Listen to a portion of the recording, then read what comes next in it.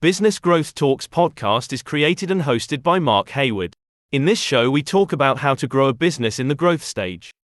The growth stage is often marked by rapid developments, Hey everyone, welcome to Business Growth Talks. Today I'm going to be talking about COVID and how it has impacted business. So COVID-19 changed the business world forever. What do we learn from one of these most disruptive experiences in modern history? In this video, we're going to break down the top 10 business lessons from the pandemic that every company needs to know about, from the digital transformation to the supply chain resilience and to the rise of remote working. These insights will are shaping the future of business. Whether you're an entrepreneur, a business leader, or just curious about how companies are adapting, please do stick around to this episode.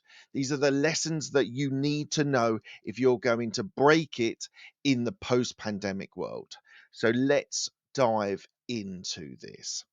So COVID has disrupted economies and industries across the globe, forcing businesses to adapt rapidly to an unprecedented and unpredictable environment. With these challenges that are immense, the pandemic also highlighted key lessons that have helped organizations build resilience, innovation, and sustainability for the future. So I'm going to talk through these 10 things today. So, strengthening business continuity and crisis preparedness.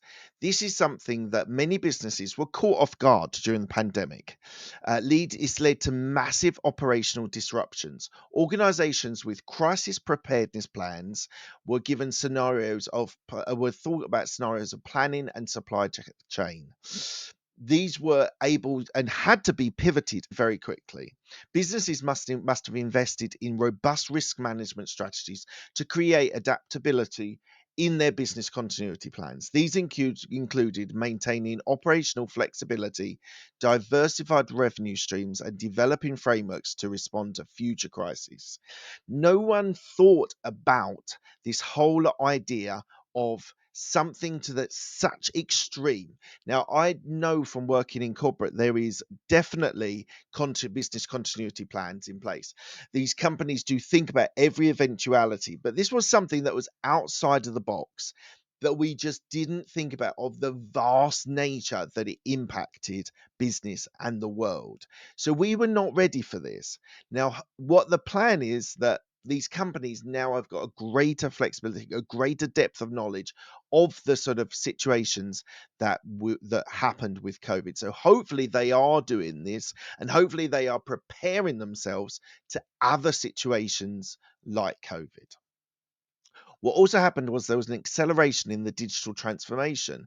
This was no longer an option, this digital transformation. It was critical for business success.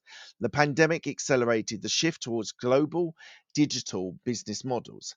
Companies that had already embraced digital tools for operations, sales, and customer service were the best equipped in this disruptive world, whether you're talking about remote working or e-commerce. In contrast, businesses that were slow to adopt a digital transformation have remained uncompetitive. Every business now must prioritize digital transformation, focusing on cloud operations, data driven decision making, and online customer engagement. Technologies like automation and AI and e commerce platforms are now the future, and they're now in the present. They're not just in the future, they are in the present. There probably is some correlation between AI booming in the way that it is currently in September 2020, and that has probably been a result of things that have developed with regards to technology and automation. There's also been a supply chain diversification. So it means that companies in the supply chain world have to mitigate risks. The pandemic exposed vulnerabilities in global supply chains, with many businesses facing disruptions in sourcing materials and products. Over reliance on single suppliers or specific geographical regions like China created bottlenecks, leading to shortages and delays. Businesses need to diversify their supply chains by establishing relationships with multiple suppliers and exploring local and regional alternatives. They also should invest in technology to increase the transparency and flexibility of their supply chain. Now, post COVID, we've had wars and things like this, and like the Ukraine war, which has had a massive impact on supply chain. But it does mean that companies are now having to think about alternate routes, and that reliance on China, which we've had for such a long time for a lot of our materials and a lot of the clothing and things like that, we now have to think about this in a diverse way. So companies now have to think about this a lot more than this over reliance on China, because we locked down. We completely locked down and we were not able to start transporting. So we have to, as a business, as businesses, we have to think of different supply chains. Next, remote working as a business strategy. So, when I worked in corporate during COVID, remote working was something relatively new. We'd done it, we had got that set up, but almost instantly, overnight, we needed to set this remote working strategy. This is no longer a temporary solution. This is now a viable long term strategy. As offices now are shutting down, and they shut down during the pandemic, companies across industries have to transition to remote working. What started as an emergency measure quickly proved that it had long lasting benefits, increasing productivity, cost savings, and improving employer satisfaction. Businesses should continue refining their remote and hybrid working policies to maintain operational efficiency and employee well-being. This requires investing in collaboration tools, cybersecurity, and new management practices that support a disrupted workforce. So this is a good thing for a lot of workers. They want to work at home. They want to be given that option. And this is something that a lot of people now are enjoying part of their work-life balance. I think there are positives and negatives to it. Greater flexibility, but I do think there is some need, personally, to have some sort of face to face. If you're a big corporate, having some days in the office, I think, is beneficial. Smaller companies, you don't actually need to have it. A lot of smaller businesses have been remote working for a long time and they don't need to do it. But I do think with larger corporates where there's a lot of education, a lot of knowledge transfer, actually spending some days in the office can be beneficial, my opinion. Next, the need for agility and innovation. Business agility and innovation are essential for staying competitive in an uncertain world, which was the period of the pandemic. The pandemic forced many companies to rethink their product offerings and their customer interactions. Businesses that quickly adapted, whether by pivoting to a new product, entering new markets, or finding creative ways to engage with customers, were more likely to succeed. Fostering a culture of innovation and agility is critical for businesses moving forward. Leaders should encourage experimentation, empower teams to be taking calculated risks, and remain open to changing their business strategies to respond to shifting markets. When COVID was happening, I remember the word pivot was used all the time, everywhere. And it was a very important idea. Having that agility within their business model to think of new ways of being able to get clients and build their businesses. But this is not just in the pandemic time. We should always, as a business, think of new services, new products or services that can impact. But it more acutely became an important factor during the pandemic. And after the pandemic, these words, agility, innovation, pivoting, is something which has now been embedded in our language much more than it was beforehand. Next, the power of customer centricity. Look, we all need to have customer focuses businesses and strategies that build loyalty and long term value. The pandemic revealed the importance of understanding and anticipating customers' needs during their time of crisis. Businesses that prioritize customer centric offering, flexibility, empathy, and solutions tailored to the customer's evolving situations retained loyalty even during economic uncertainty. Companies must continue to double down on customer centric strategies, investing in personalized experiences, flexible service models, and seamless digital interactions.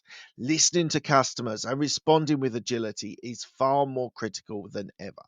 That whole idea of putting your customer at the center of your business and being able to measure what they're interested in, listening to what their trends are, what they want to see, what they want to do is so important. And it's just been crystallized so much more because of COVID. So do think of that when you're in your own business.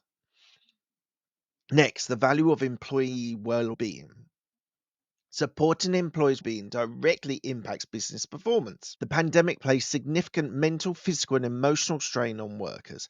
Companies that recognize the importance of the company employee well-being by providing flexibility, mental health resources, and maintaining open communication, they saw an improved morale and productivity. Businesses should view employee well-being as a strategic priority. This means offering flexible working arrangements, mental health support, and fostering a positive and inclusive workplace culture. A healthy, engaged workforce is essential for long-term business success. I believe this that your employees are more important than your customers. I'm not the first person to say this, but I think it is so important. If you have a really engaged employees that you're supporting them in times where they might be want different time, flexible working, or they're struggling a little bit, or just making sure that we're all communicating in the company really well. That those are the people that can succeed. And employees give you great customers experience as well. So it really is important that you think about how you look after your employees. It is super important, super critical, and you guys should not forget this as a business owner. Next, resilience in leadership. Effective leadership during a crisis requires resilience, empathy, and adaptability. The pandemic put business leaders under immense pressure to make rapid decisions with limited information. Leaders who demonstrated resilience, led with empathy, and communicated clearly were able to navigate their teams through uncertainty more successfully. Leaders must develop crisis management skills and focus on fostering transparency, empathetic communication with their teams. Building trust and resilience in leadership ensures businesses can weather unexpected challenges. Now, this shouldn't be a surprise to you. Really, you need your leaders to be resilient. They need to be able to make decisions and make decisions quickly. This is something that should have been in place and should have been a bedrock of the leaders and the CEOs and the partners and the leaders of companies. But we had to go through a pandemic to really think about how the leadership is being effective, is actually making the right decisions, is being led by empathy for its employees. This is something that I'm really disappointed has come up on my list and when I was doing the research on this, because this should be a major factor in all leadership. And the pandemic has just shone a light on those companies that they were resilient, they were empathetic, and they communicated clearly with their teams. So shame on you that you've not been doing this. But anyway, next one, sustainability and responsibility. Sustainability and corporate responsibility are key to future-proofing businesses. The pandemic highlighted the interconnectedness of businesses, society, and in the environment. Many companies have realized that sustainable practices and social responsibility are not just ethical choices, but also critical for long-term survival and brand reputation. Businesses should integrate sustainability into their core strategies, focusing on environmental impact, social responsibility, and governance. A commitment to sustainability helps attract customers, investors, and employees who prioritize ethical practices. This was a bit of a trend that was happening before the pandemic, but I think the reason why I'm talking about this now is that the next generation of 20-year-olds that are coming into business, this is really important. It was almost a generation ago, it started to become more and more important for people. But now, being environmentally aware, the governance being strong and ethical is something which is just really making a big impact on business, and especially in the corporate environment. So yeah, it's something that I think is going to continue to being important for the employees as well as the customers as well. And lastly, innovation in business models. Business models need to be flexible and innovative and adapt to changing environments. Many companies had to reinvent their business models in response to shifting consumer behavior and market conditions during the pandemic. From restaurants pivoting to delivery services to retailers embracing e commerce, and the ability to innovate quickly has proved essential. Businesses must stay agile and be willing to experiment with new revenue streams, partnerships, and customer engagement strategies.